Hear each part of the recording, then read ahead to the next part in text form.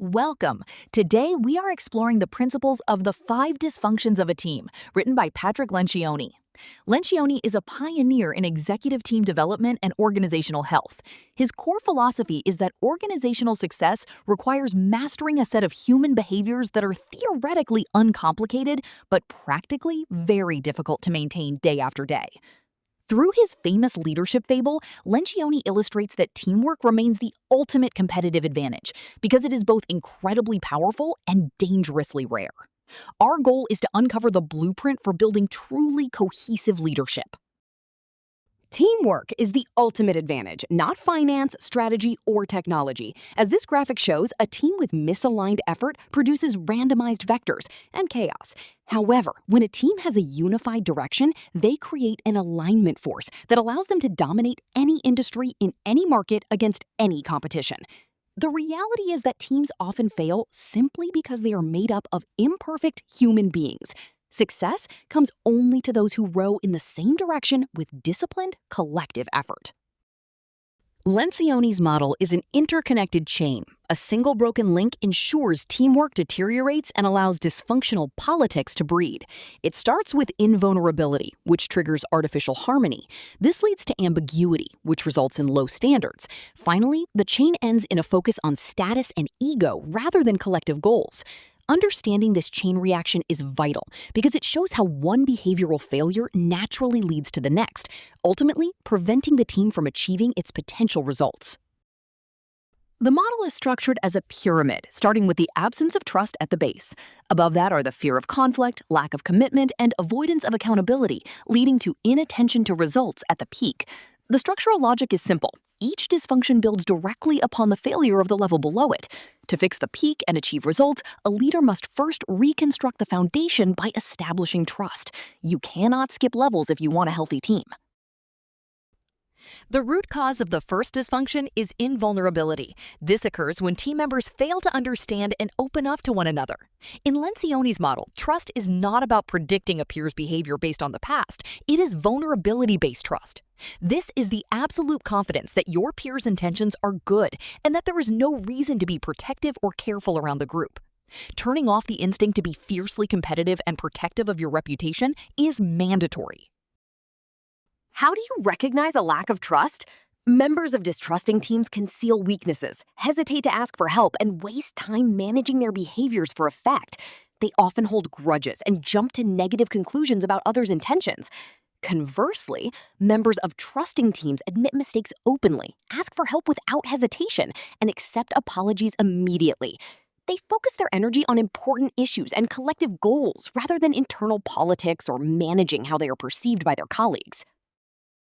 To build trust, teams can use the personal histories exercise, 30 minutes, to build human empathy, or the team effectiveness exercise, 60 minutes, to identify peer contributions and improvements.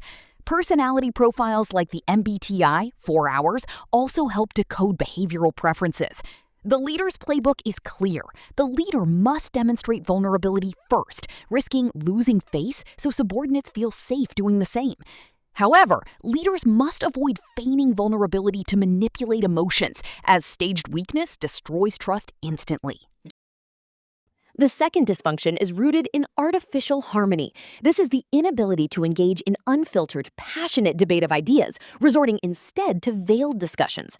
Productive ideological conflict is strictly limited to concepts and ideas and avoids mean-spirited personal attacks. Without it, teams revisit the same issues endlessly without resolution. Ironically, avoiding conflict to protect feelings actually breeds dangerous back-channel personal tension. Healthy teams understand that mining for conflict is a time saver that produces the best solutions. Teams that fear conflict have agonizingly boring meetings where critical, controversial topics are ignored. This environment allows back-channel politics to thrive because opinions aren't aired openly. On the other hand, teams that engage in conflict have lively, interesting meetings where the most sensitive topics are put on the table. They solve real problems quickly and decisively. They emerge from even the most heated debates with zero collateral damage because the conflict was focused on ideas, not people.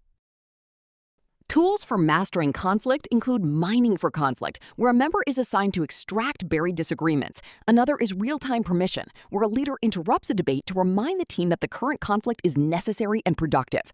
The leader's playbook emphasizes modeling appropriate conflict behavior personally. Leaders must avoid prematurely interrupting disagreements to protect team members. They must allow resolution to occur naturally, even if it feels messy or out of control in the moment.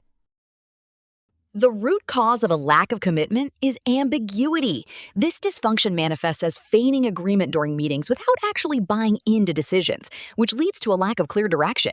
Commitment requires clarity and buy-in. Great teams resist the traps of seeking absolute consensus or absolute certainty. They understand that reasonable people don't need to win every argument. They just need to know their ideas were genuinely considered. Once everyone is weighed in, they can truly buy in. Teams that fail to commit create paralyzing ambiguity and watch windows of opportunity close due to excessive analysis.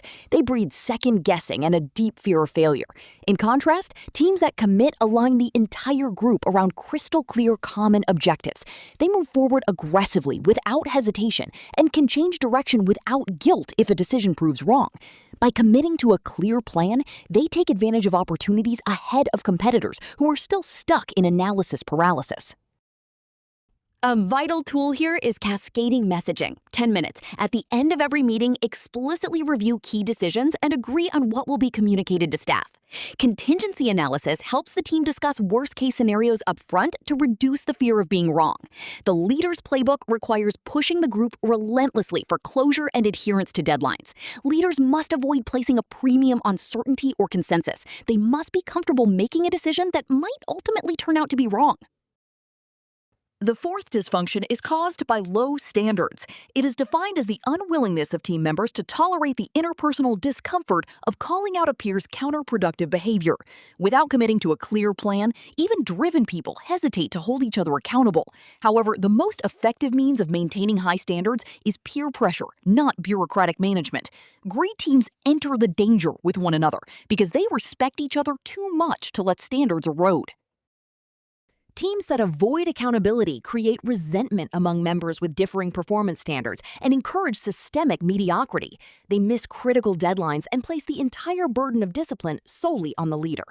Conversely, teams that hold the line ensure poor performers feel immediate pressure to improve. They identify potential problems quickly by questioning peers without hesitation. This establishes deep mutual respect and eliminates the need for excessive bureaucracy around corrective actions and performance management.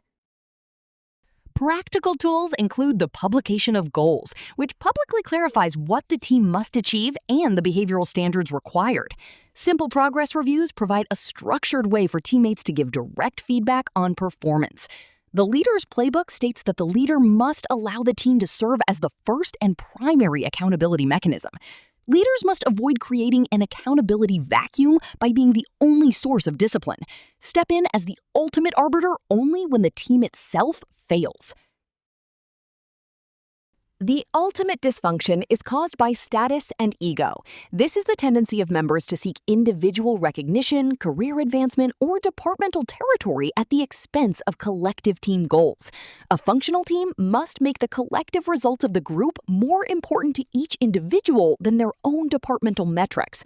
Lencioni emphasizes that the executive team must be every leader's first team, meaning their primary allegiance is to the leadership group, not the departments they lead. Teams inattentive to results stagnate, fail to grow against competitors, and lose achievement-oriented employees. They are easily distracted by status-driven initiatives and individual career goals. In contrast, teams focused on results retain high achievers who are driven by winning. They minimize individualistic, siloed behavior and suffer failure acutely as a unified unit. These teams benefit from leaders who willingly subjugate their own interests for the overarching goal, ensuring that the collective ego is always greater than individual ones. To stay results-focused, use public declarations of results, committing publicly to specific outcomes to create a passionate desire to succeed. Implement results-based rewards, tying compensation strictly to outcomes rather than just trying hard. The leader's playbook requires being entirely selfless and objective. Leaders must avoid rewarding individuals who succeed in their silos while the overarching team fails. The leader sets the absolute tone. If the leader values anything other than results, the team will too. Teamwork actually saves time by eliminating redundant effort and confusion. A structured leadership cadence includes an annual planning retreat, 3 days off-site for strategy and development, quarterly staff meetings, 2 days off-site, focus on goal reviews and key issue resolution, weekly staff meetings, 2 hours on-site, handle tactical issues and activity reviews. Finally, ad hoc topical meetings, 2 hours on-site, allow for deep dives into singular strategic issues that require dedicated, unfiltered debate outside the weekly rhythm. In conclusion, teamwork does not require subtle, sophisticated theory. It requires embracing common sense with uncommon levels of discipline and persistence. Ironically, teams succeed because they are exceedingly human. By acknowledging the imperfections of our humanity, we can overcome the natural tendencies that make trust, conflict, commitment, and accountability so elusive. Success is an architectural journey. As you move forward, remember these 3 final commands. Build the base. Enter the danger. Focus on the score.